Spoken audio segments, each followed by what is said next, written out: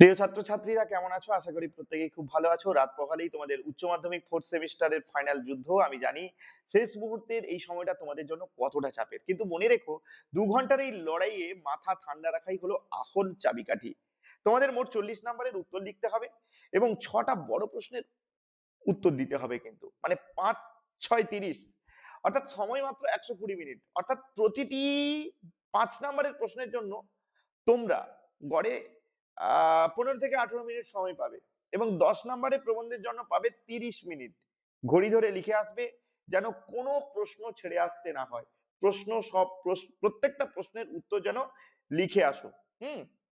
এবার একটু অধ্যায় ভিত্তিক আলোচনা করে দেওয়া যাক যে গল্প থেকে হলুদ পোড়া এবং হারুন সাহেবের মাসি এই দুটো গল্প থেকে ৫ নাম্বারের প্রশ্ন আসবে। তোমাকে একটা করতে হবে যে কোনো একটা ভালো গল্প, মানে তোমার যেটা পছন্দের গল্প ভালো করে পড়ে যাও এবং তার মূল ভাবনা এবং চরিত্রগুলো ভালো করে একটু ঝালিয়ে নেওয়া দরকার এই শেষ মুহূর্তে।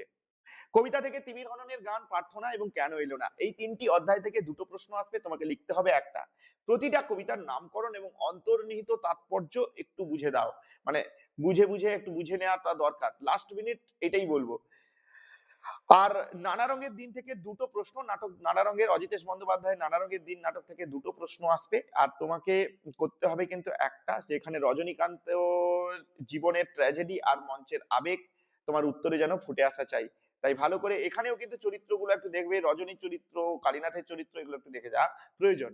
আর নাটক, নাটক পূর্ণাঙ্গ গ্রন্থের নাটক ডাকঘর, রবীন্দ্রনাথ ঠাকুরের ডাকঘর থেকে, যার তোমাকে লিখতে হবে দুটো প্রশ্ন আর ৪টে